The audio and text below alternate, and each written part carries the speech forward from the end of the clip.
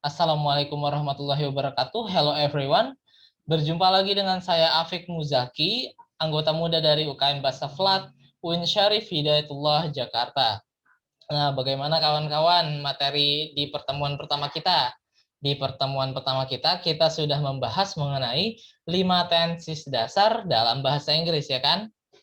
Di pertemuan kedua kita ini, kita juga masih membahas mengenai bahasa Inggris, namun materi kita adalah pembentukan atau perubahan kata dalam bahasa Inggris.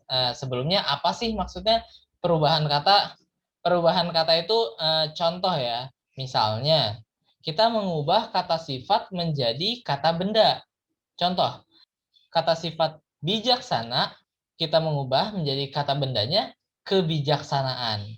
Atau misalnya contoh yang lain itu kata kerja menekan kita mengubah ke kata bendanya menjadi tekanan dan berbagai bentuk perubahan lainnya.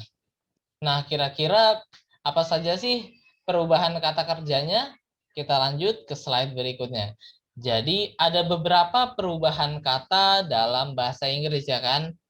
Di antaranya ada adjective ke verb, kata sifat ke kata kerja, lalu sebaliknya, verb ke adjective, kata kerja ke kata sifat.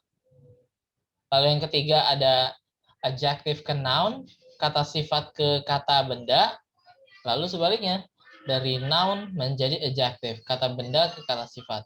Sebenarnya masih ada bentuk perubahan yang lainnya seperti verb ke noun, kata kerja ke kata benda, ataupun dari adjective menjadi adverb form manner.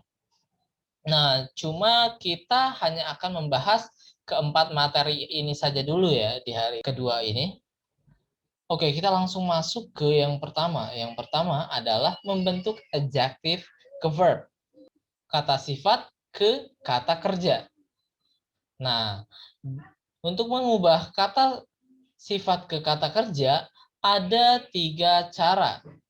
Cara yang pertama, dengan menambahkan "fy" pada akhir kata. Contoh, beauty, indah, menjadi beautify. Kita menambahkan "fy" di akhir katanya.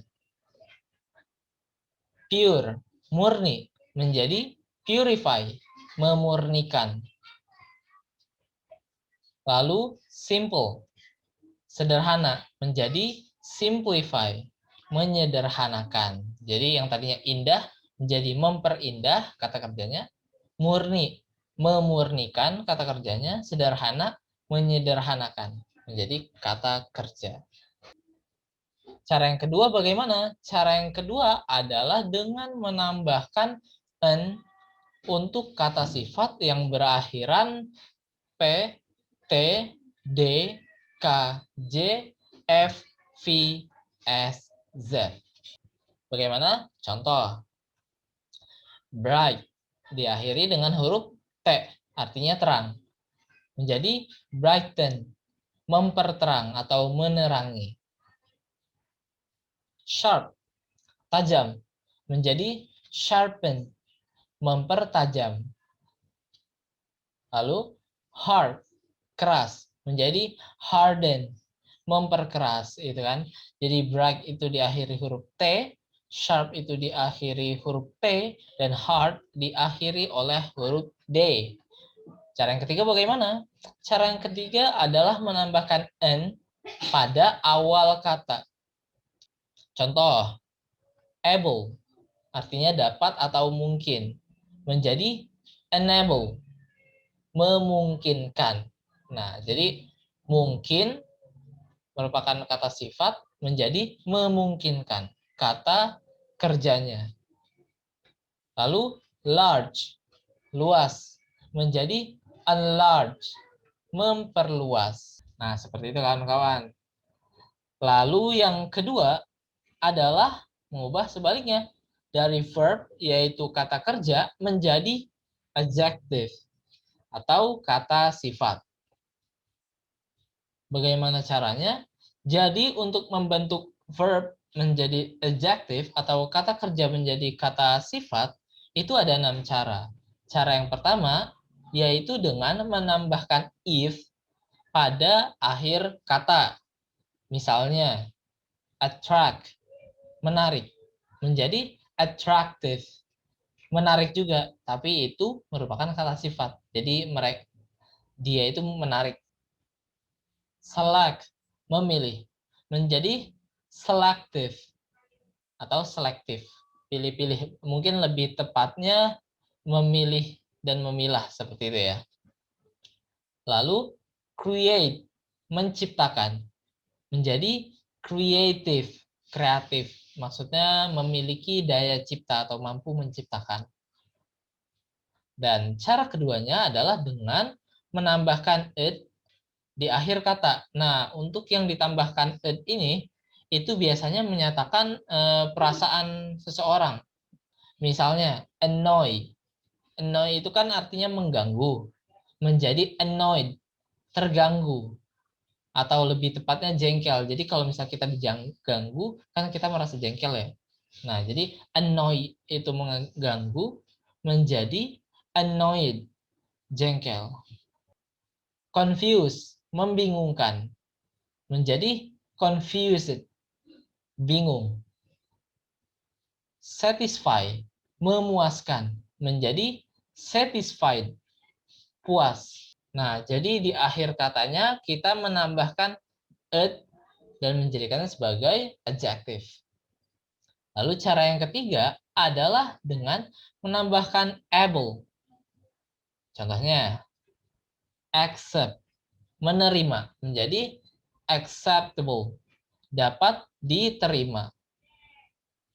Comfort, kesenangan, menjadi comfortable, menyenangkan atau lebih tepatnya nyaman. Lalu, honor, menghormati, menjadi honorable, yang terhormat atau yang dihormati. Begitu kawan-kawan. Oh iya, perlu saya ingatkan bahwa apa yang saya sampaikan di materi kedua ini dijadikan sebagai referensi ya. Maksudnya bagaimana? Jadi dalam merubah kata dari satu bentuk ke bentuk yang lain, walaupun sudah dikelompokkan seperti ini, namun tidak semuanya memiliki spesifikasi perubahan. Seperti pada bagian adjektif menjadi verb sebelumnya di poin kedua, jadi tidak selalu kata ini ditambahkan a jika bertemu apa. Tidak seperti itu ya. Tidak semuanya memiliki spesifikasi seperti itu. Jadi intinya adalah pembiasaan. Ketika kita sudah membiasakan diri menggunakan kata-kata, maka secara alamiah kita bisa selektif dalam perubahan kata. Seperti itu. Video ini dijadikan sebagai referensi saja. Oke, kita lanjut ke cara berikutnya untuk merubah verb menjadi adjective.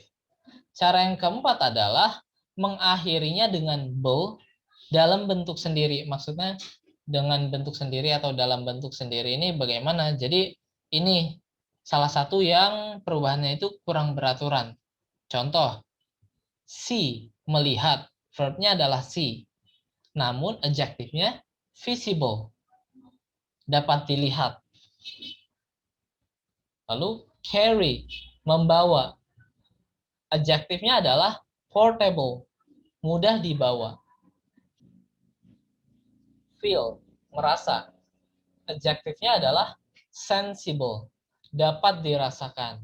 Nah, ini yang saya katakan sebelumnya, bahwa tidak semuanya memiliki spesifikasi dalam perubahan kata. Jadi, kawan-kawan tetap harus membiasakan diri berbaur dengan kata-kata bahasa Inggris di sekitar.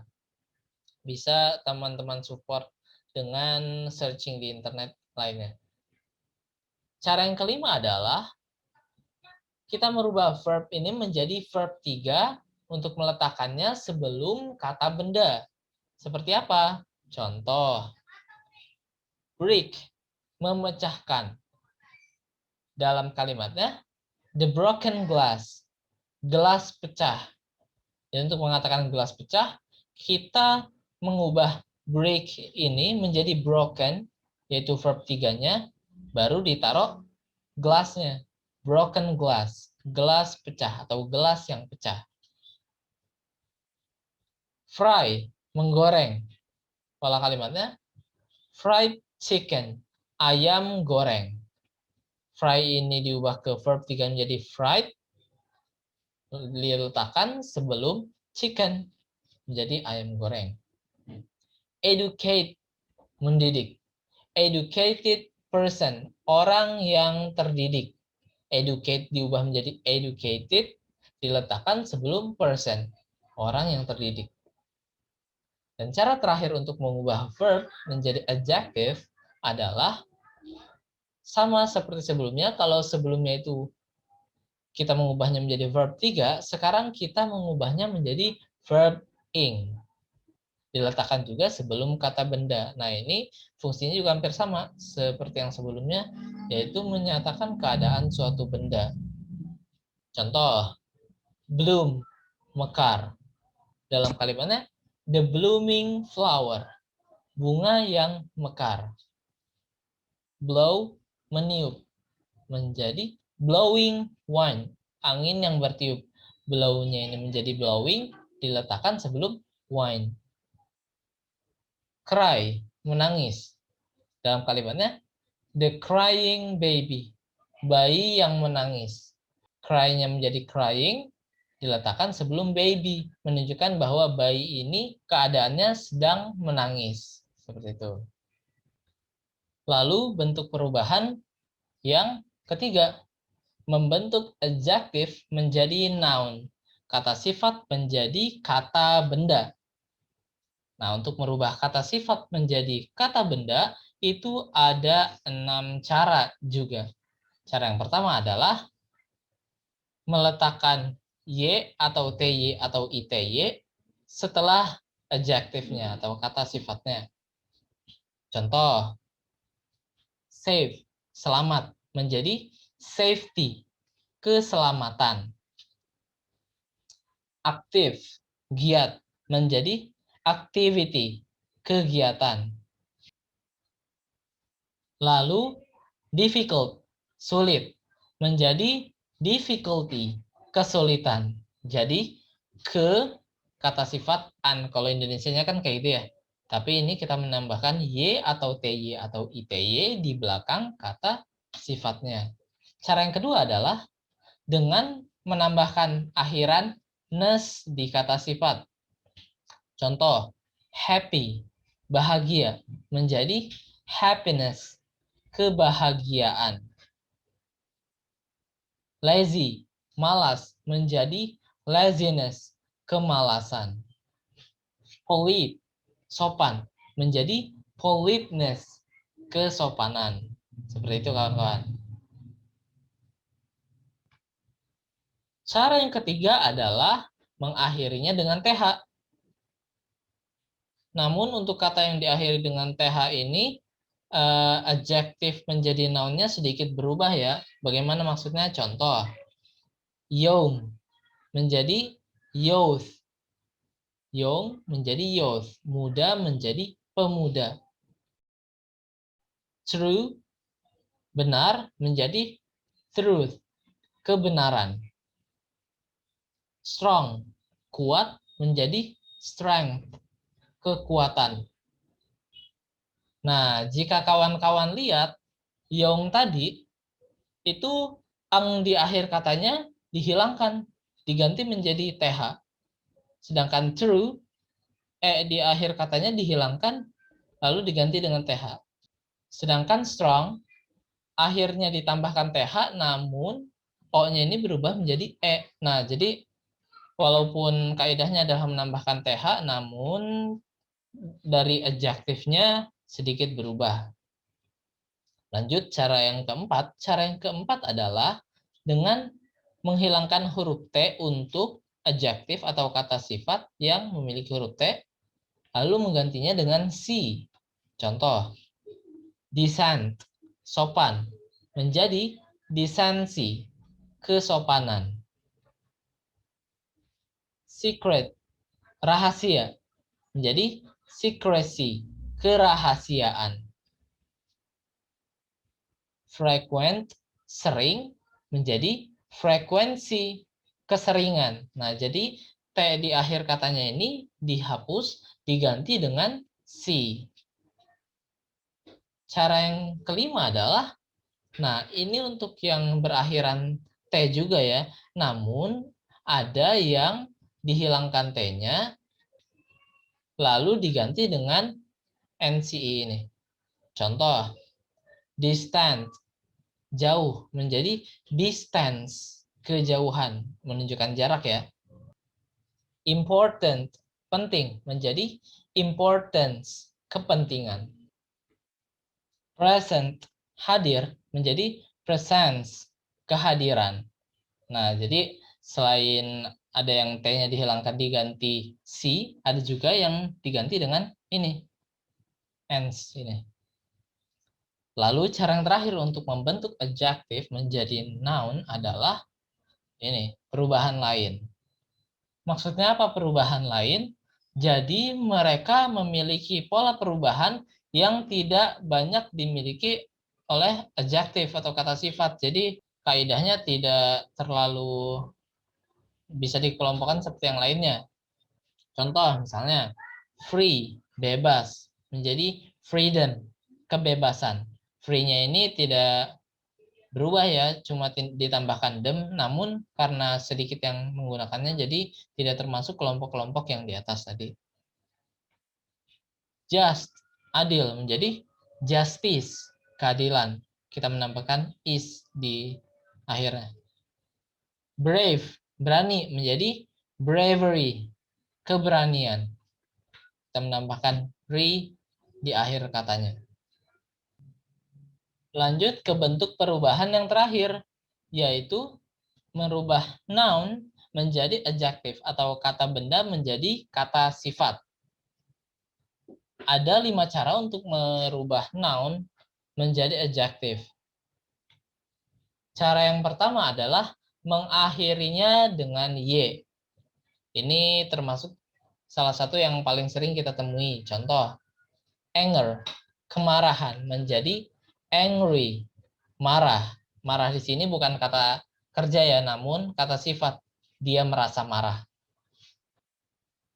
Health, kesehatan menjadi healthy, sehat.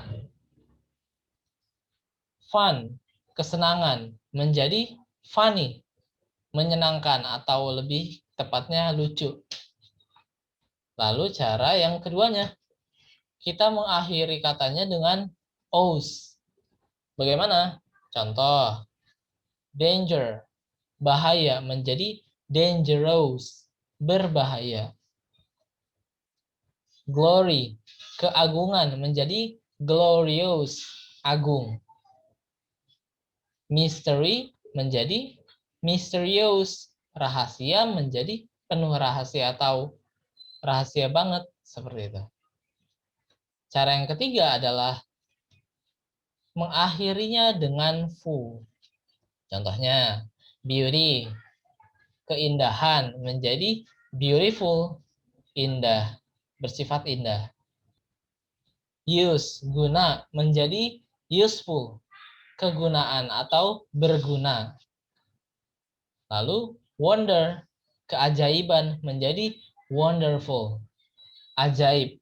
Jadi bersifat ajaib. Begitu. Cara yang keempat untuk mengubah noun menjadi adjective adalah dengan mengakhirinya menggunakan ul atau kul. Contoh, culture, kebudayaan menjadi cultural, budayawi atau bersifat berbudaya. Begitu. History, sejarah menjadi historical, bersejarah.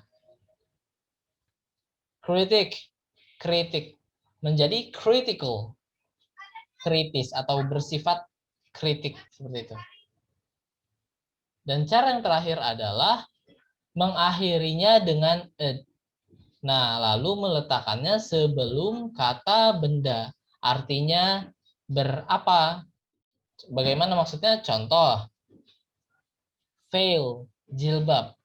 Contoh kalimatnya, a veiled girl, gadis berjilbab. Jadi gadis bersifat memiliki jilbab atau menggunakan jilbab. Lalu ear, telinga. Contoh kalimatnya, a long-eared animal. Binatang bertelinga panjang. Jadi, binatang itu bersifat memiliki telinga yang panjang. Seperti itu, kawan-kawan. Oke, kita finish di materi pertemuan kedua. Jadi, ada 4 poin ya yang kita bahas pada hari ini. Yang pertama yaitu mengubah dari adjective menjadi verb, verb menjadi adjective, adjective menjadi noun, noun menjadi adjective. Nah, ada 4 poin yang telah kita pelajari, yaitu merubah kata dari bentuk satu ke bentuk lainnya. Nah, semoga kawan-kawan bisa memahami apa yang saya sampaikan, dan jika penyampaiannya terlalu cepat atau terlalu berbelit, kawan-kawan bisa memundurkan lagi videonya dan mempelajarinya secara ulang. Dan ingat ya, bahwa belajar bahasa itu intinya adalah pembiasaan. Jadi kalau kita sudah terbiasa menggunakannya, maka kita akan lebih mudah dan lebih fleksibel lagi dalam mengaplikasikannya, seperti itu. Dan ingat bahwa hari ini adalah hari kedua, berarti besok adalah hari ketiga, dan materi hari ketiga kita adalah mengenai bahasa Jepang. Kira-kira apa hayo materi yang akan saya sampaikan esok hari. Oleh karena itu, kawan-kawan tetap stay tune dan perhatikan terus video-video selanjutnya. Terima kasih sudah menonton, terima kasih perhatiannya, dan terima kasih sudah mendengarkan. Sekian dari saya. Wassalamualaikum warahmatullahi wabarakatuh. Kita berjumpa di next video.